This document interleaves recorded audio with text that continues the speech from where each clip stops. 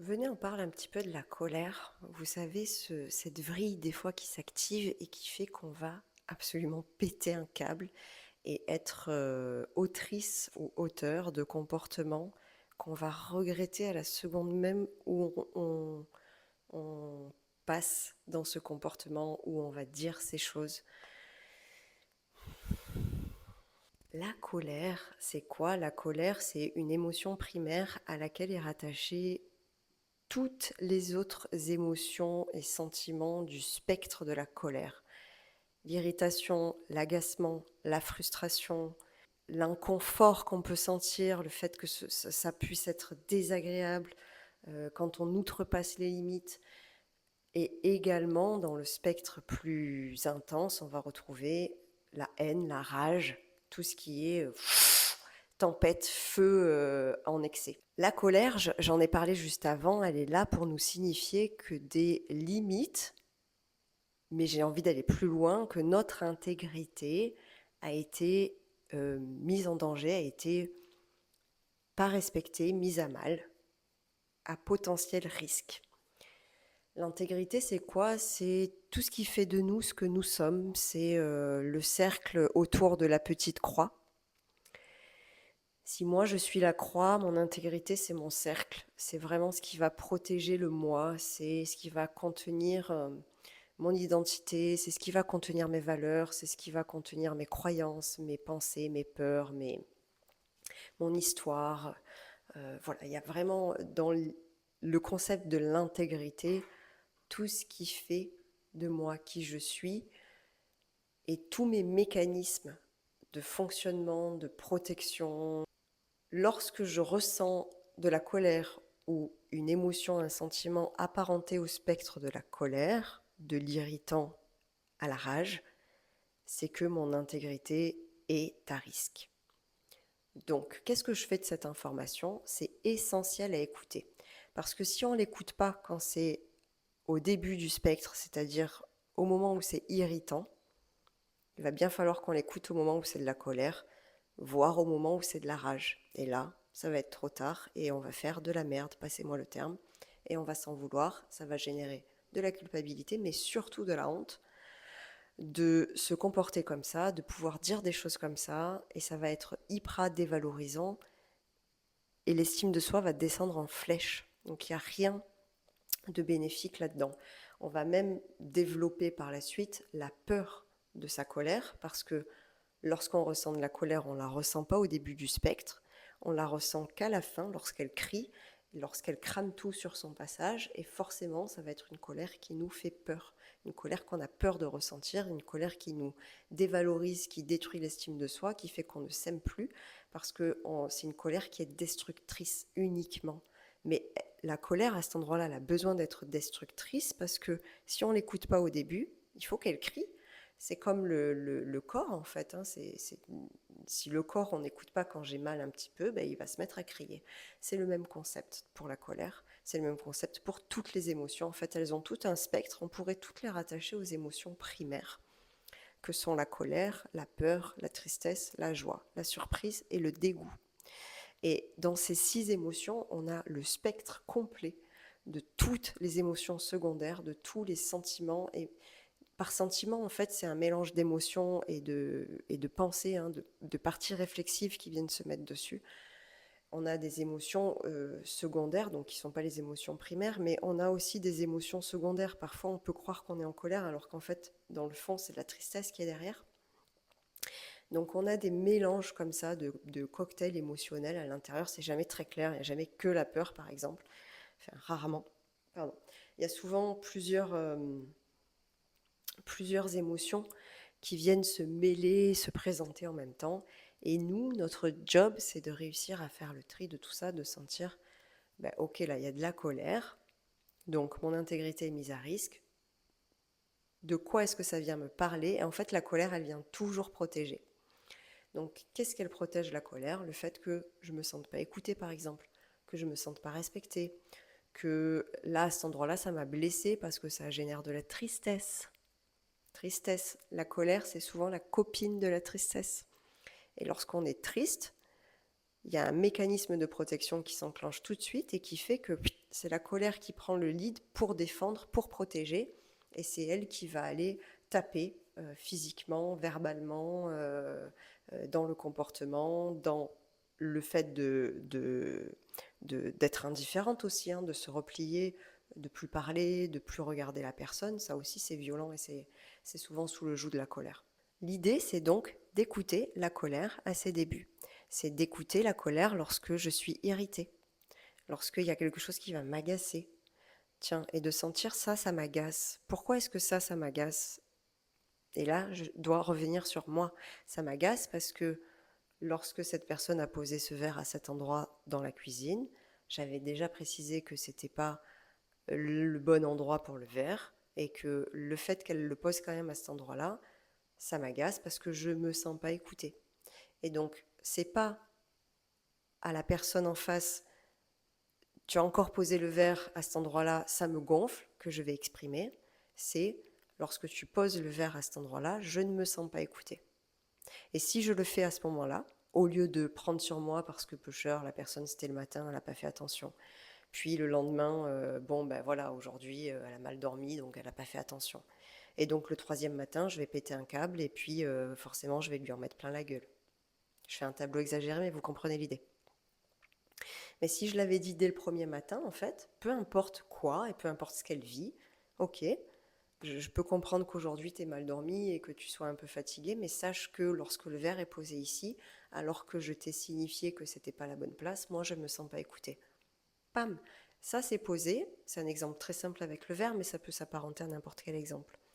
Et le fait de pouvoir poser tout de suite lorsqu'il y a un irritant, ça va m'éviter de passer à la colère, voire à la rage. Et lorsque c'est au tout début, au balbutiement du spectre émotionnel, j'ai encore la capacité réflexive, cognitive de pouvoir passer par des mots, passer par une prise de recul. Ok, je fais un dézoomage macro, j'ai le temps et l'espace de pouvoir aller voir ce qui se joue à l'intérieur de moi. Je me sens pas écoutée et oui, c'est ça que j'ai besoin d'exprimer et de pouvoir exprimer ça depuis un espace régulé en moi, c'est-à-dire un espace équilibré. Si je le fais pas là, pas le lendemain, pas le surlendemain et que j'attends là de péter un câble, ben forcément dans le pétage de câble, il n'y a pas de régulation, il n'y a pas de partie réflexive, c'est le feu qui est projeté et c'est de là, vous avez compris. Donc c'est pas constructif pour un sou, ni pour moi, ni pour la personne d'en face et en fait j'ai toutes les chances de déclencher une tempête en écho, parce que forcément, s'il y a quelqu'un qui vient et qui nous agresse, même si fondamentalement, il y a des raisons, parce que ben, j'ai pas écouté la personne lorsqu'elle m'a dit une fois, deux fois, 15 fois que le verre ici, c'était problématique. Ceci étant dit, si elle vient et qu'elle m'agresse, ben forcément, moi en face, je me sens agressée, je vais me défendre. Donc, et en fait, on va faire ping-pong dans la colère, dans la violence, et ça n'a rien de constructif, rien de posé, rien de régulé, rien de d'évolutif, hein, d'humaniste même j'ai envie de dire. Donc essayons d'apprendre à reconnaître la colère à ses prémices pour ne pas la laisser nous emporter à la fin. Lorsque la colère elle se manifeste au moment de la colère, donc au milieu du spectre, que c'est pas encore c'était plus les prémices mais que c'est pas encore l'intensité de vrillage, c'est également important de la reconnaître et d'essayer de la temporiser. Donc, à minima, essayer de conscientiser que ben là, là, je suis en colère, quel que soit le spectre de la colère, ok. Et de sentir, est-ce que je peux avoir prise dessus en termes de temporisation. C'est ça en fait. On ne veut pas contrôler la colère. Ça, c'est ce qu'on essaye de faire quand on en a peur, d'accord. Mais la colère, si on se permet de la vivre, de l'accueillir et de la traverser, elle ne fait pas peur. Elle est saine, elle est bénéfique, elle nous permet de nous protéger, de réhabiliter des espaces qui ont été bafoués en termes d'intégrité. Donc on n'a pas à avoir peur de notre colère, elle est là pour notre bien-être. Il faut juste arriver à l'accueillir au bon moment et au bon endroit, c'est-à-dire je te balance pas que tu me saoules en posant le verre ici parce que t'es qu'un con qui m'écoute pas, par exemple. Par contre, je vais te dire que le verre posé ici, ça me fait me sentir pas écouté. Et c'est très différent d'entendre lorsque tu poses le verre ici, ou lorsque je retrouve le verre qui est posé ici, je ne me sens pas écoutée. Ok, je peux l'entendre. Versus, t'écoutes vraiment rien, t'es vraiment nul de poser le verre ici, alors que je te dis 15 fois de ne pas le poser ici. Vous entendez la différence? Donc, c'est vraiment utile de pouvoir se laisser traverser par sa colère pour se laisser informer et délivrer le vrai message qu'il y a derrière, pas le message de la colère. Donc, temporiser, une fois que vous avez conscientisé que oui, je suis en colère, c'est prendre le temps d'une respiration si c'est possible. Et si c'est possible, si on en a besoin, ce qui est souvent le cas parce que la colère elle a besoin de temps et d'espace pour s'accueillir, se laisser traverser, se vivre, lorsqu'on est en lien avec quelqu'un, en général, ça ne fait qu'attiser notre colère, le feu intérieur. On a besoin de se retirer souvent avec la colère. Donc, ok, là je temporise, je vais sortir de l'espace pendant 5 minutes, 10 minutes, 1 heure, selon l'intensité de votre colère, et je reviens après, on reprend cette discussion, cette conversation plus tard. Ça, c'est super important de temporiser. Si vous ne temporisez pas, vous allez vous laisser emporter dans le feu de l'action qui terrasse. Et si la vrille, elle est déjà installée et que vous vous en rendez compte qu'après coup, ou au moment où ça sort et que vous êtes déjà en train de dire ou de faire de là, dans ces cas-là, essayez de ne pas vous auto-flageoler encore plus. Flageller, j'ai dit flageoler. Et de revenir réparer après. C'est pour ça que c'est à ça que sert la culpabilité, à réparer. Et en général, quand on fait ou quand on dit quelque chose qui ne va pas, on ressent de la culpabilité derrière. Et ça, c'est une culpabilité qui est bien placée parce qu'elle nous permet de réparer, de boucler une boucle, de réparer un lien qu'on a cassé, qu'on a étiolé, qu'on a effrité.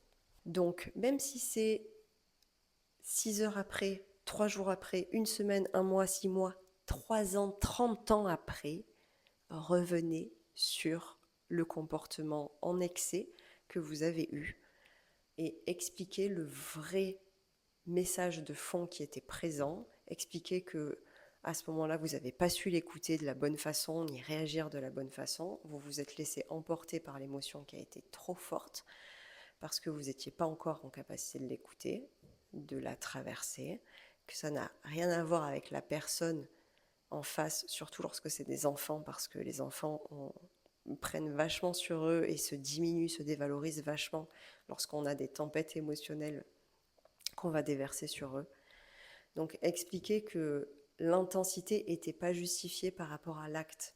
Le verre posé ne justifie pas que je pète un câble et que je t'insulte, par exemple, mais parfois ça peut arriver. Donc dans ces cas-là, expliquer que tu mérites pas d'insultes, tu mérites pas d'être traité comme ça, tu mérites pas d'être parlé comme ça, ou que je t'ôte le regard, ou que je t'enlève ma présence. Mais à ce moment-là, j'étais incapable de faire autrement. Aujourd'hui, je m'en rends compte. Aujourd'hui, j'essaye de faire différemment. Je suis désolée pour ça. C'était pas toi. Tu méritais pas ça. Ça avait à voir avec moi parce que j'ai laissé la colère monter jusque là, à ce moment de vrille et de rage. Et sachez que si la colère monte jusque là, c'est en général, souvent, la plupart des cas, c'est qu'il y a une résonance traumatique avec des colères du passé qui n'ont pas été écoutées, qui n'ont pas pu s'exprimer, et l'intégrité du passé qui a été bafouée aussi. J'espère que cette vidéo vous a aidé. N'hésitez pas à me faire part en commentaire des colères que vous pouvez vivre, de voilà, comment ça se passe pour vous, et me laisser savoir si cette vidéo vous a aidé. Merci de me suivre, je vous dis à bientôt.